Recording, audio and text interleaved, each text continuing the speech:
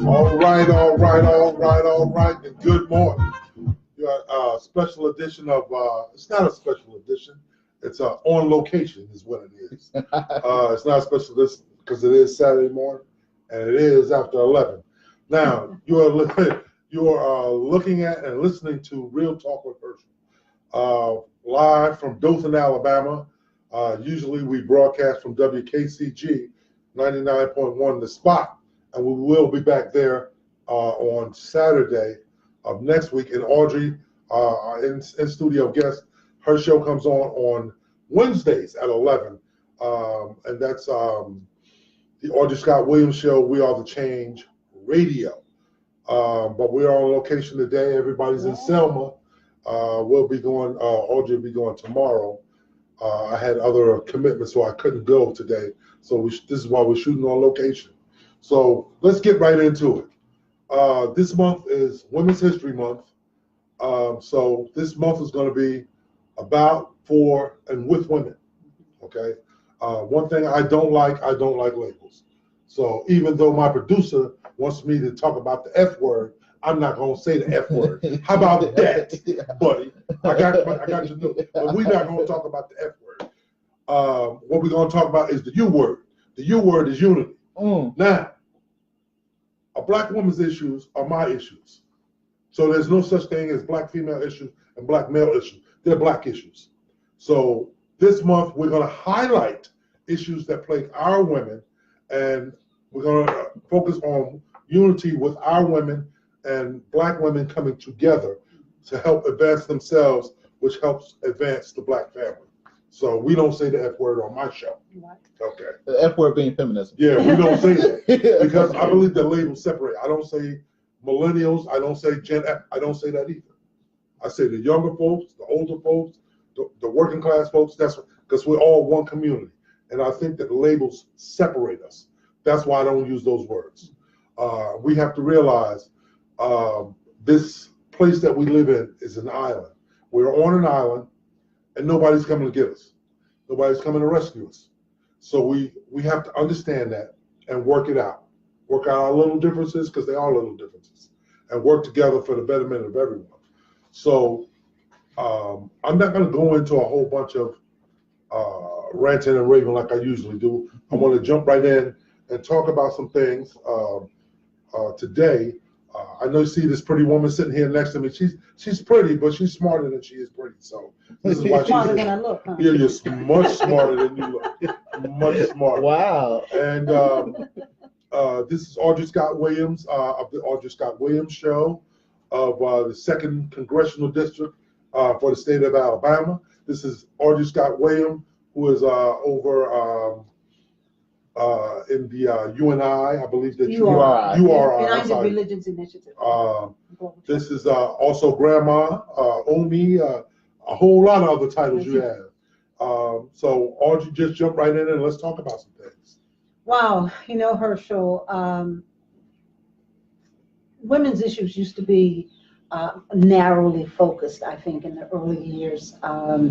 We had a long way to go in terms of status, you know, becoming equal human beings, and having an opportunity to vote. Many of the issues that we face as women, without a racial context, but just women, are the same issues that any group has faced. It's the same issues that we as black people have faced. The first being to become recognized as citizens, recognized to have the same privileges and rights to vote and to self-determination. Right. One of the things, Herschel, that has been on my mind, having run for politics here in Alabama in 2018, the congressional seat, one of the things that's been on my mind, I believe women now have a key role to play in bringing government back to the center of a government for the people and by the people. Now, some will say, well, yeah, that's never really been, but I think it's always been an aspiration. It's always been what's driven us. And so I think that right now, where we are in our sort of, we're in the midst of 45 and whatever may come, you know, whether he gets another election or whether this is it, his impact is going to be long-lived. Right. We've seen more racial divide. We've seen just total disrespect for women during his administration. So I think women now, and this is what I love, I'm very excited about this next presidential election. I think we're going to see more and more women entering it. And whether we'll win is not as important as the fact that women will bring to the political platform issues, conversations, open up the discussion, particularly around those issues that are impacting our nationhood, which really is about impacting our family, our communities, and most of all, our children. And I think that's where we've seen the most neglect under this administration. So I think it's really up to the women who are going to be running for office to do that. Now, what does that say for women in general? Right. I look at our community, you know, we're here in Alabama. We have one of the highest mortality rates, both for the maternal rate as well as infant mortality rate in the country. I think in both of those, we're in the top 6 percentile, or number 6 in the country. I think one of the things that we cannot ignore as women, whether we're in the political arena, the private sector, or just raising our families, Herschel, just concerned citizens, is we have to confront the fact that families in America are hurting. And really, to tell you the truth, from one spectrum to the other, the issues may change, and we can talk about that later. But I've gone on and on. I've kind of opened up what the field is, but I think it's the women are going to bring back the importance of this country acknowledging the people. Mm-hmm. Now, and what you're saying is very true. And again, people take my focus wrong. My focus is on our women, and not to say that white women don't have the same problems, but again, our community is hurting. You know, like you said, with the infant mortality rate, Black women are 49% more likely to deliver prematurely than white women. There's Black women are also 243% more likely to die at childbirth or from pregnancy complications. So again, not to minimize what happens to all women, but our women in particular are suffering more than white women. And that, you know, like I said, my first concern is the tribe to which we belong to. Now, overall, what you're saying, I agree with 1,000%. So the things that affect you are more impactful to me. And actually, you're at greater risk than your white counterparts. So I want to focus on what do we do to help Black women in particular. Like I said, whatever we do can be taken and used in any underserved community. We belong to a certain tribe, so my first focus is here. So what can we do to cut that number from 49 down to the exact same amount as our white as your white counterpart? Well, I think, again, what I was saying before, it's going to take women to change at this level. Women have to become not only aware, they have to become educated in terms of these numbers. And then when we talk about Black women, we are always at a higher state of risk, a higher percent of risk in almost every category. Okay, we were just talking about infant mortality and maternal mortality, but you also consider most families now are run by single Black women, and that has a tremendous impact on their working jobs, number one, 2 or 3 jobs to make a livable wage. It takes all of that, and most of the time that isn't it. No child care, no support at home. Children are left on their own at home, not because a mother doesn't want to be at home with them, or there's no father. The father isn't there, so they have to work. Okay, so what I'm saying, where am I going with this? I'm saying that we women, myself included, who are working in the system, you know, whether we're in it in terms of being an elected official or running for office, or whether we're in a position within an organization to make a difference, we're going to have to come together. Right. You know, that's the first step in a changing a movement or creating a movement, is we have to come together. We need a state of Black women in America gathering, where we really look at the issues and we look at how do we organize around those issues to help lift up our own people. Sometimes I think there's a lot of emphasis on what the government should do or what somebody else should do, but I know that we are rich in knowledge and wisdom and the way that we have adjusted to what has to happen to do the best we can to save our communities. And I think we have to draw on that energy as well. So we have to develop internal strategies where each one teach one, we come together, we create our community standards, and we hold government accountable by electing the kinds of officials that are going to be sensitive to our platforms. Okay, I just had a Burnett, Frazier, I'm sorry, Burnett, who is the president of the SPLC Foundation, just released a couple of days ago a statement about the fact in the Black Belt, most of those counties now in small townships have no ambulatory care. Okay, so the risk factors that you're talking about for pregnancy and for newborns now is exaggerated across the spectrum. Okay, and so we have to organize in those regions, the people who are there, but also the rest of us have to come in. And that's where I think women are starting to do. I am involved in a number of organizations, some that are known and some that are not necessarily. We don't put ourselves in the public because we're working at a level that it wouldn't be safe to do that.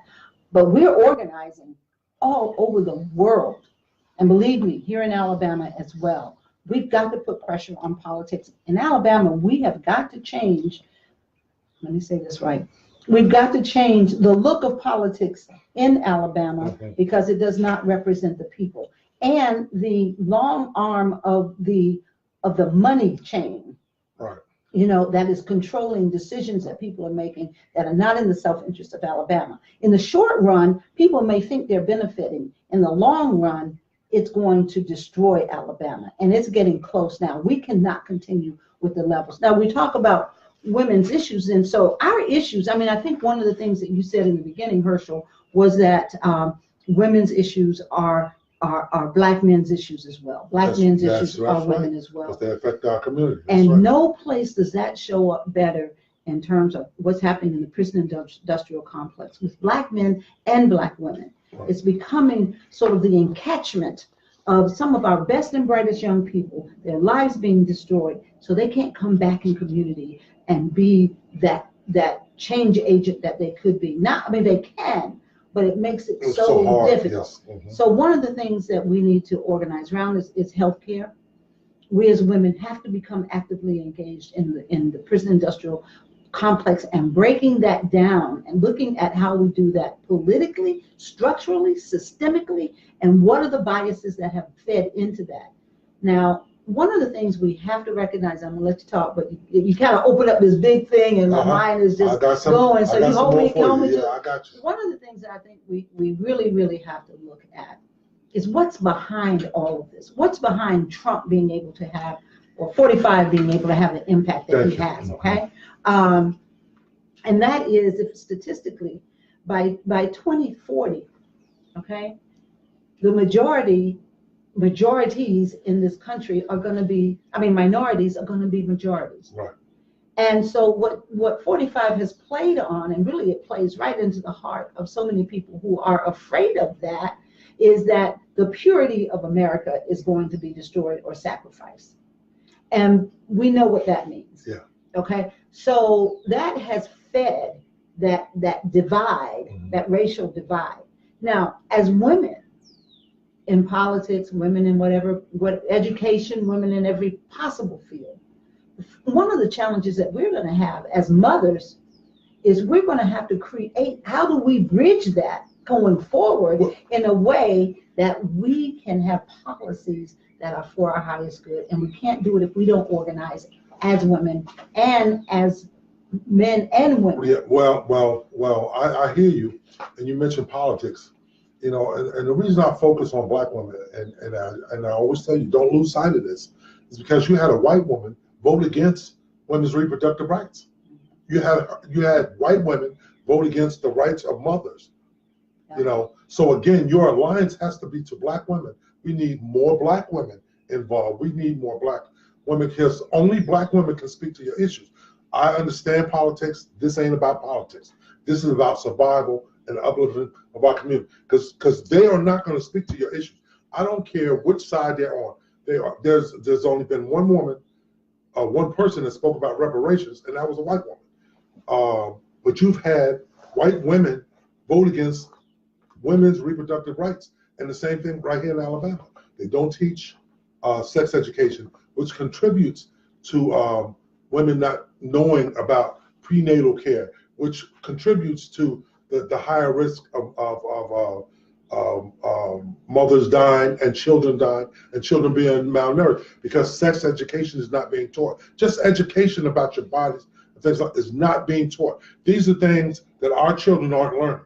Our churches are not teaching it. And our women's groups, we have to have women's groups and mothers that are willing and able to teach our young girls what it is to be a woman and the different needs of black women.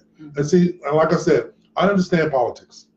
This ain't about this is about everything that our you survival. said comes back to politics. We don't have Right. we don't have sex education because Planned Parenthood was pretty much destroyed Right. under Trump. We don't have adequate food programs because of the changes in what was in the way food Chip. stamps and chip and so forth is concerned. See, one of the things that I've grown a great appreciation for, we as women, now you have your opinion, but to me, we as women, black women especially, have to organize politically. Right. Because it comes down to the laws that are being proposed. Is every woman going to have the same opinion? No. In our black race, we have black politicians that are Trump supporters. Right.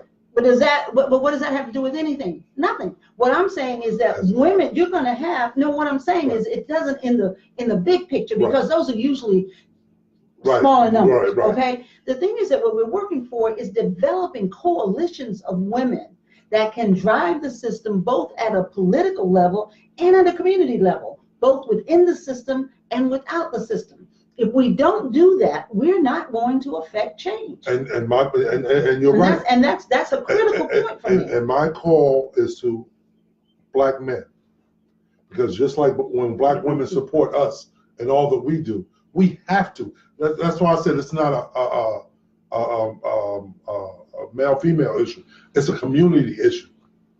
And the issues that drive you or that are concerning to you, I have to support. I have to stand up. I have to go vote. I have to help you with whatever support system you need, whether it be volunteering, whether it be calling, whether it be, going to Washington with these women's march or stand with the kids so you can do what you got to do. We have to pull together is what I'm saying as a community. I agree with you 100%, Herschel. What I see because we get happening, lost in the wash. that's exactly what I was going to say. What is happening is there are forces that are dividing, especially our family unit. Right. Now, right. I also don't believe that we give the power to some other source outside of ourselves. I think it begins with us reclaiming our own individual sovereignty, our own humanness, even our black community identification, and working to improve our relationship internally. Exactly. And that means, because some of the things that you're saying are great, but how are you going to depend on that when our homes are divided? We don't have black men. Many of these women out here, our black sisters out here that are trying to raise families on their own, there is no black man in the house. Is that his fault? I'm not even saying that. So all of you who want to go there, don't even go there. What I'm saying is we have to realize that the way things are, the systematic destruction of the black family has done a great job of separating, dividing, and breaking down the institution of the black family and the black community to such a degree now that we are hurting.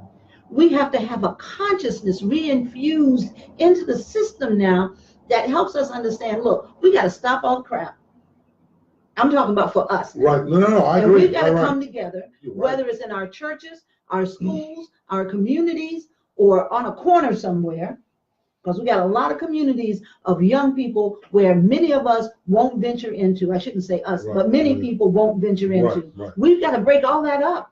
If we're really talking about having a black women's movement, a black man's movement come together, we've got to save our communities. And we can't do that by intellectually having a conversation sitting on the outside of the You're vehicle. absolutely right. You're watching Real Talk with Herschel. You can follow us at Twitter. What is our Twitter handle? Real Talk HG. I'm sorry, I got a brain fart. Real Talk HG, or you can also see us on Facebook. We have a channel, Real Talk with Herschel. Please like and follow us. Please share. We're going to take a little break, and we're going to come back and continue this conversation about us.